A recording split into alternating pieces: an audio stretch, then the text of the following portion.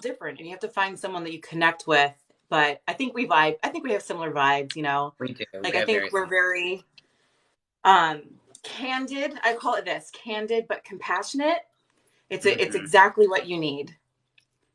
Yeah, Let's see. absolutely. Got a lot of people on here saying hi. Hey, hey, everyone. All right, I have my first question.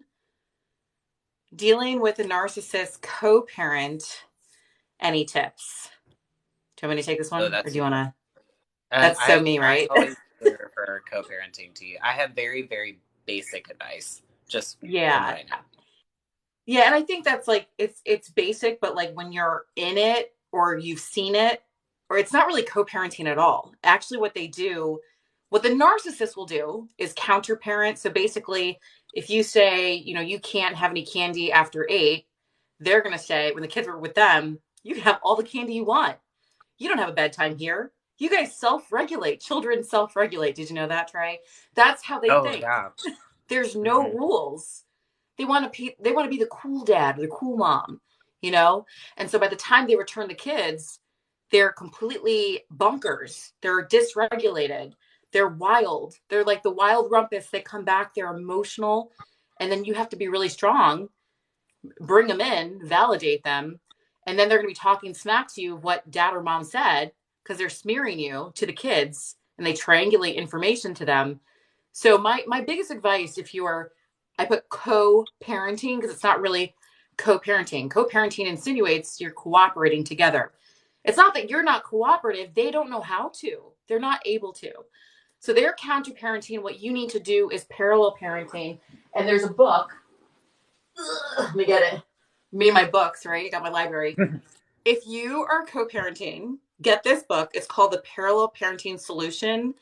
This will change your life, okay? It basically tells you how to be your own parent in your household with your rules and have to accept that the rules are going to be different in the other parent's house. And you can't control their parenting decisions unless they're doing something that is negligent or puts your children in physical harm and safety. This is the solution for you. Otherwise, if anything is putting your kids at risk, get an attorney, maybe consider an emergency custody order if that's the route you need to go. But this book is fabulous. I can't teach That's you a great. everything, but also if you want to do a coaching session with me, I can guide you through these principles. And like it takes a lot of time to go through and really learn. Yeah. And I think like one thing that this goes along with a lot of things in life, not just co-parenting, but one of the, again, the basic things that I know, it kind of goes along with what you're talking about. And one of the things that I think that we have to remember, especially when we get out of a narcissistic relationship, I don't know if y'all can relate to this, but with me, I got hyper vigilant about just regaining control of my life, because we are so out of control for so long and we're at Yeah. their mercy and at their beck and call.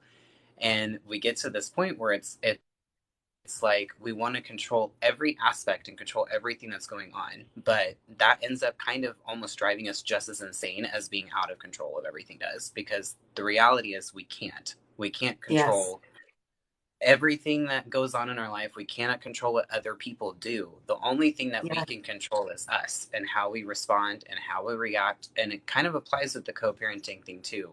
Unfortunately, you cannot control what goes on in the other house.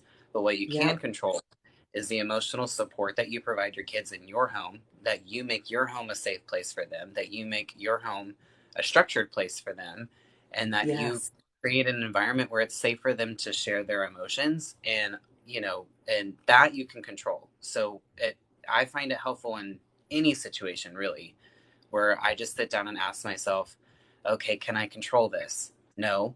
Okay, but what can control? Okay, well, I can control, and I can make that list, and then I can make a Yeah. plan. And if I have a plan on what I can control, then I start to feel more peaceful about it, and I just let go of what I can't. That was so perfect. And it just resonates with me because I think when you are in abuse for so long, you feel so out of control that Mm-hmm. it pushes you into a space. And that's exactly what hypervigilance is, where you're so desperate to get control. So when they're doing things that are chaotic and not good, healthy parenting, you will try really hard to curb what they're doing. And sometimes you have to be careful, especially in your active court, like if you're in active custody, because if you try so hard to control what they're doing, right, outside of obvious safety issues, the courts may actually think that you are the controlling one and problematic.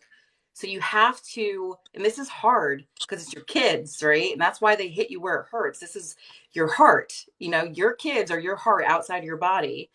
And you have to really relinquish wanting to control that situation. But again, as long as if it's parenting decisions, right? The court's not going to care about parenting decisions unless it directly affects the kid's best interest, right? If it's one of those fitness factors. If it's outside of that, like the candy one, for example, that I gave, the courts are not going to care if the kids are eating candy after 8. Is it good parenting? No. But there's no law saying that they can't. You know what I mean? It's not illegal to be a bad parent, but it's not good to be an abusive parent. So that's really, you always have to drive your cases and your evidence of what is impacting the fitness factors and the safety of your kids. But otherwise, it's good to learn to relinquish that control, right? That very well said. See, you know your stuff. You know, that was beautiful. Any questions on your side? Not yet. Not questions.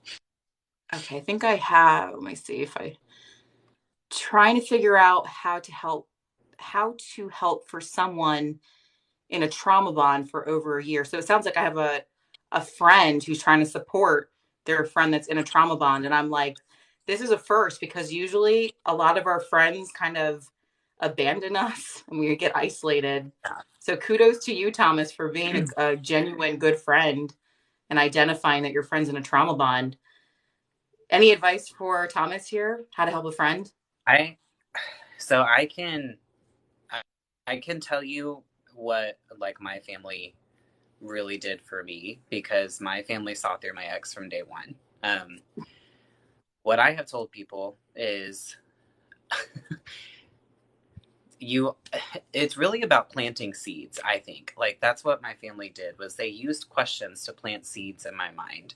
So without Yeah. telling them, they never actually flat out would tell me like, oh, this dude's not right for you, like, oh, he's bad for you, you should get out. Like they weren't like speaking to me directly about that because they were smart enough to know that if they were essentially trying to tell me what to do, I Yes. wasn't going to do it. Yes. And I was kind of already doing that because I knew that they didn't necessarily like him or think, and I was just set out. I'm stubborn, and I was just so set out to prove them wrong about him because in my mind it's like, well, you just don't understand what he's been through. Like he's trying, he's been through a lot, Yeah. blah blah blah.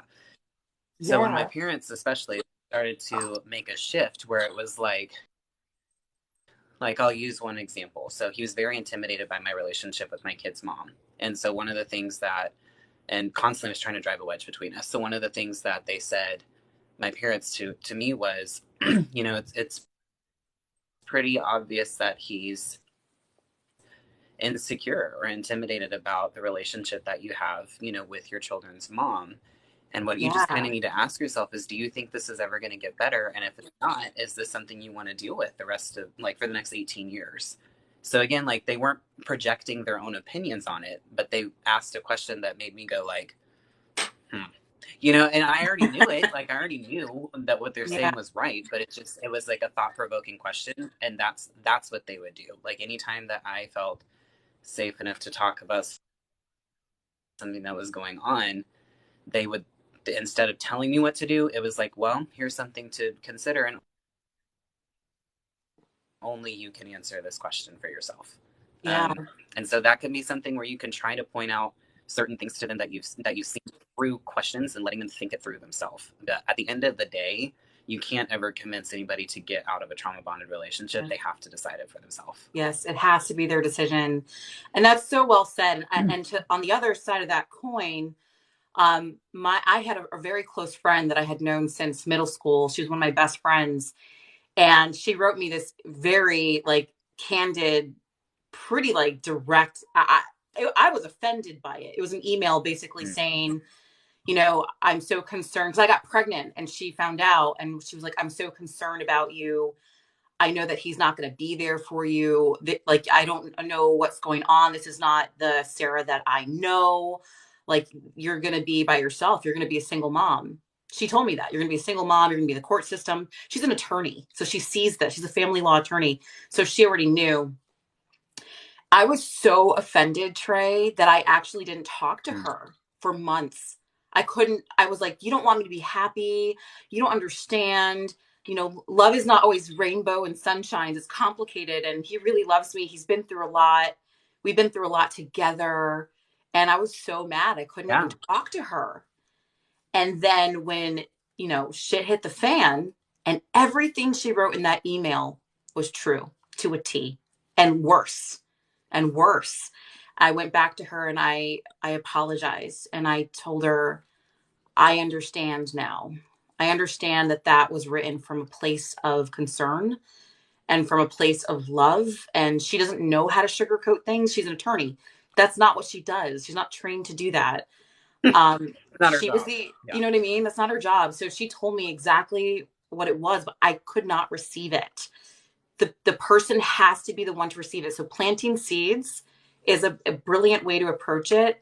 But then when they finally do open their eyes, I think just being there for them, being a point of support, letting them know that even though life didn't turn out the way that it should be and they're going through a tough time, they're going to need you more than ever. They're going to need friends that validate them and love on them. So that's all you really can do for them. Just really be there and listen in an open way that's non-judgy and being like, didn't you see the red flags? Like, don't say stuff like that.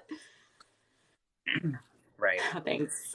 Yeah, I had someone comment that you weren't able to receive it, but it hurt so much because it was true. And that's the thing. It's like, I had people point out certain things to me too. And even though I knew that it was true, it's like the fact of the matter is that even if it doesn't make sense, you still love this individual, and nobody wants anybody attacking the relationship of the person that nobody wants their friends saying things about their partner that they are in love with, even though we know they're true. But it's still like, it's just a natural response where you're going to get defensive and defend the person that you love, because that's what you're supposed to do. Like, you're supposed to stand up for them. You're supposed to have their back.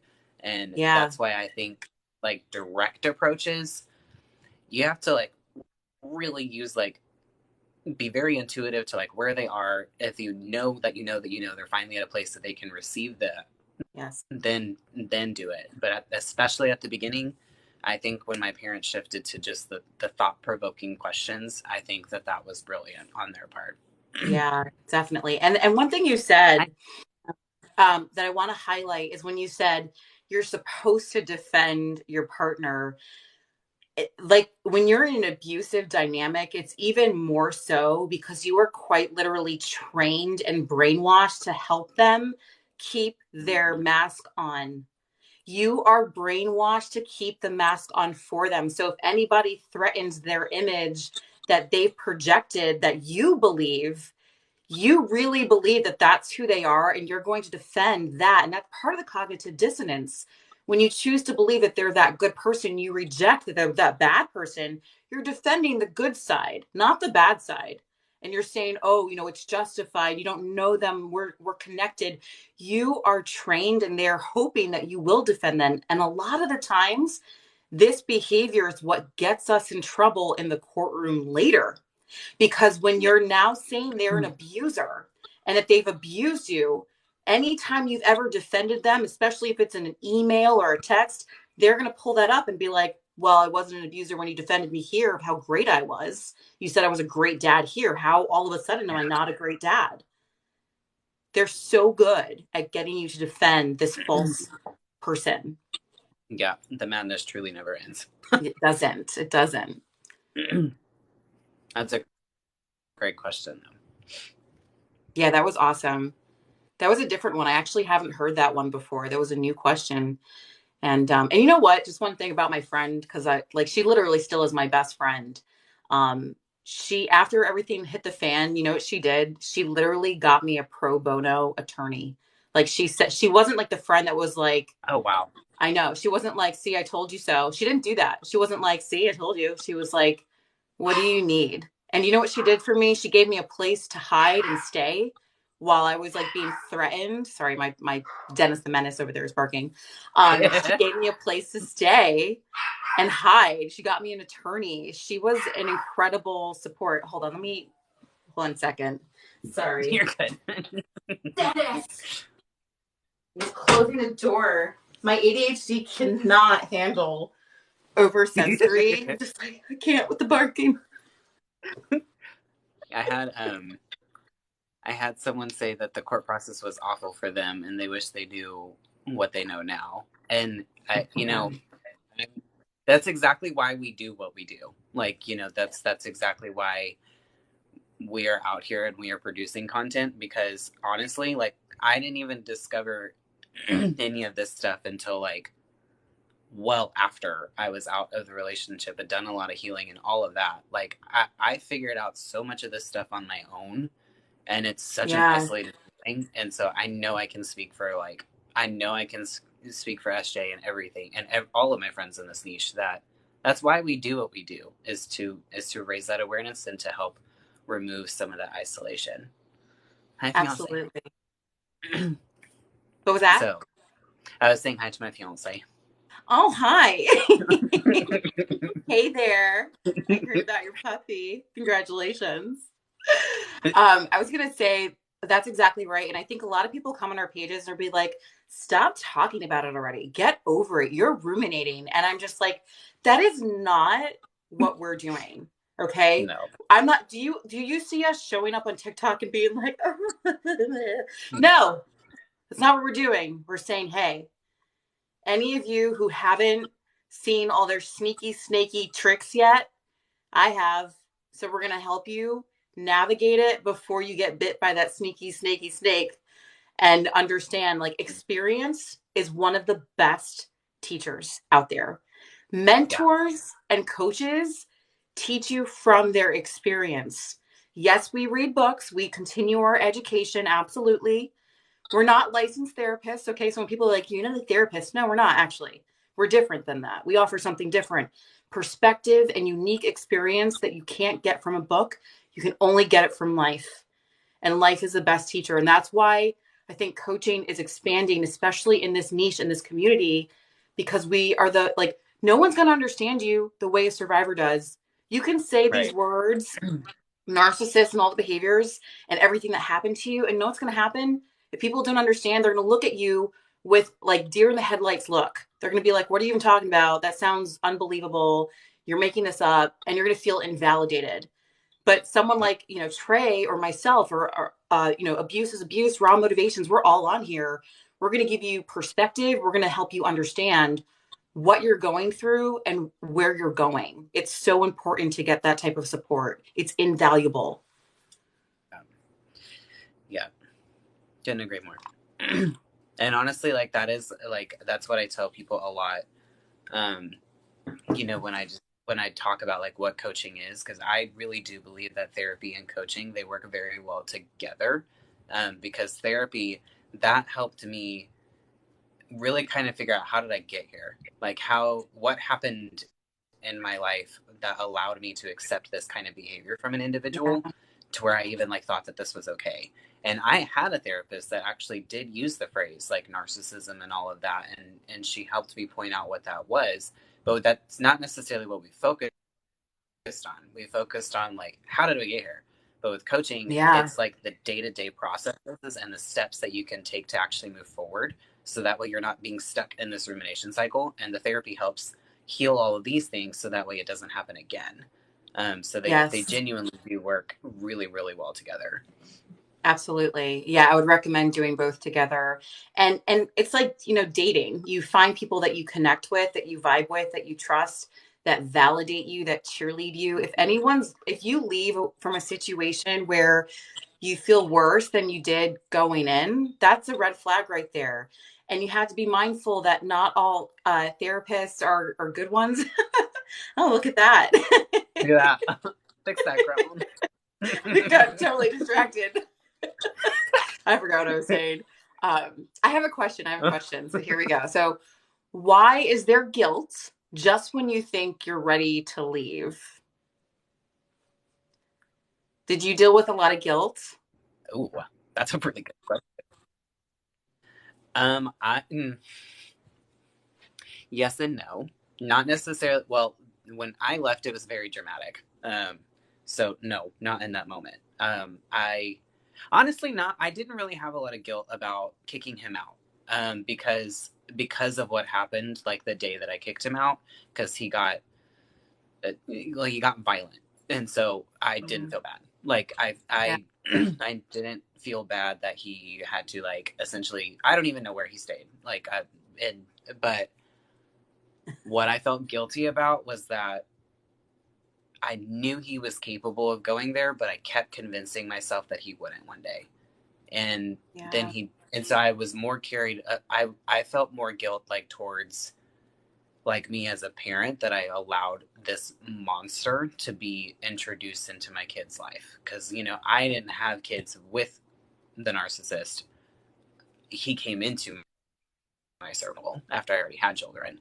So Right. I felt guilt more about um, the fact that like my kids, like he was there one day and then gone the next. They never got to say bye to him. They Yeah. essentially went through a second divorce, and I had Yeah. more guilt about that and than anything. I never honestly felt guilty about leaving him, but if that event had not happened, I think I Yeah. Yeah. I see, I would did have a have, lot of because I guilt. would have felt like I was giving up on him. But Oh, because right. he crossed that line, I was like, no, I'm done. Yeah. But you Yeah. know what's I think weird? no, I didn't personally go through that guilt, but Yeah. He crossed the line. Like he assaulted me and I also kicked him out, right? Like I just like was like, get out. I couldn't believe like I was only 3 weeks postpartum. I was literally still healing from having a baby. I had no strength in my abs, nothing. Like I had no real chance to defend myself, I really I he just attacked me and I was weak. I was really weak. Um yeah. and I did still feel guilty. And it was mostly around the obligation. There was obligation and guilt where I had this belief that I was breaking up the family, that I was also taking care of his daughter at the time, his 8-year-old daughter, for like a year. It's a long story. I felt guilty that she wasn't going to have me to take care of her because he didn't take good care of her. I was like the parent, I was the responsible one. He used me to do that because he couldn't do it himself. So I was really worried about her and how this would impact her. And I also was guilty because I knew he had no money. He was like a parasitic narcissist. And Yeah. I was the sugar mama bank. I was literally the bank.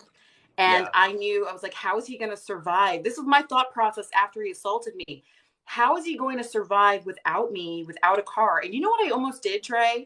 And I just want to like take my former self and shake her. I almost wired him $1,000 so that he could survive without me. And I told my I get mom that that. I wanted to do that. And she went, no, no, no, no. He assaulted you. Wake up, wake up. Yeah. And I'm like, what's wrong with me? Why do I Yeah. want to help him? He just assaulted me. I had his baby. What the hell? But I think that like the feeling that you went through is probably more common than not having guilt. Yeah. And I think and it's just because like that's what we're trained to. Like we're trained to feel bad for them. We're trained to Yeah. put up with their BS because of what they went through and because of their childhood traumas and all of their narcissistic exes that were so terrible to them. They like that's what they teach us. That's what we're supposed to feel bad for them. And so I think it's Yeah. very, very common that when you're planning to leave or you have left and you're just kind of looking back, like I think there is a part that does feel guilty, where we and what that is us now transitioning to where we are no longer helping them, but we're actually absorbing their issues as our own. And the Yeah. reality is Yeah. like it is not our job to take on their own healing. It's not our job to take on their pain as our pain and try to heal it. If we didn't break them, it's not our Yes. job to heal them. And that's where it gets Yes. dangerous in these relationships, where it's you are now becoming their pain and not just Yes. sympathizing. So well said. And this is I just it's funny, I just did a video on this. It's called weaponized empathy. It's when they actually like they target empathetic people because they actually will weaponize that part of you against you. Because like what you just said, when you take on their pain or their problems as they're yours, you own their pain and their problems. And that's why you end up not only managing your life and your issues, but also theirs. And now you're, think about that. You're living two lives. Of course, you're exhausted. Of course, you're drained. You're having two sets of emotions to manage and regulate. It's exhausting, and that's how they consume you up. That's how they use you.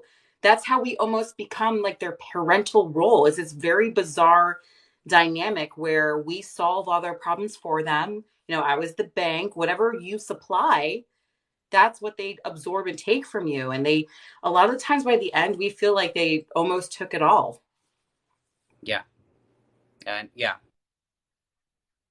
I mean, absolutely. And I think that is the weaponized, like that is such a great visual of what it is, because Yeah. that's exactly what they do. Yeah. Is I remember I had a light bulb moment in therapy a couple weeks after I left him, and I remember what I said to her was, he saw my tenderness, and instead of appreciating it, he used it to abuse me.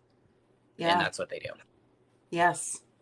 It's so sad because these qualities are people that are very kind and good. Like the good people have these qualities because we are able to put ourselves in someone else's position and connect with them and want to help them.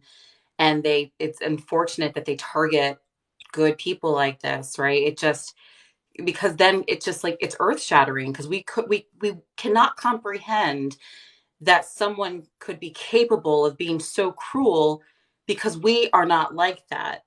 And it's just earth shattering when we Right. realize someone that also said they loved us to the moon and the stars could be so cruel to us at this in the same sentence or in the same, in the same capacity. It's just, it's wild. Yep, it really is. Scrolling to I see think if I I have have any more time. kind of. I have time for one more question, and I gotta Okay. bounce to a quick coaching session tonight. But we will do a live again. I always, every time I talk to you, I'm like, why don't we talk more? At least we Yes, stuck with this one. I know. Like, true story. I think We've we've been been trying to schedule this for like maybe 3 weeks, maybe longer. Whoops. um. Oh, my connection's bad. How about when you question? How about when you question if you're the narcissist? maybe longer. I think I'm being generous. Yeah, it's been a while. Yeah. Did you ever question if you were the narcissist? um, I questioned if I was part of the problem. And here's the thing. Like, we can look back on ourselves during this relationship, and yes, you will probably notice that there are some toxic behaviors that you had in the relationship. But here's Yeah. the thing, relationships. And if you were having behaviors in this relationship that you haven't had in previous ones,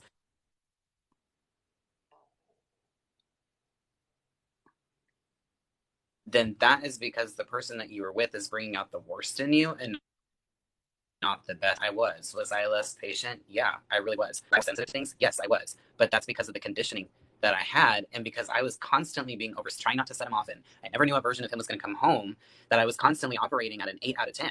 And so it wouldn't take very much for me to, because I was already there at that Yeah. point. So, but Yeah. when I really like think about it and look at the definition and like what true narcissistic behaviors are and all of that, then no, because I've been able to look at things in my life and been like, okay, this isn't good, or I can actually admit like things that I did in the relationship. I'm able to Yeah. actually apologize for things that I do wrong. Yeah. I'm able to grow. I'm able to mature. I don't blame everybody else for the bullying that I've had in my life.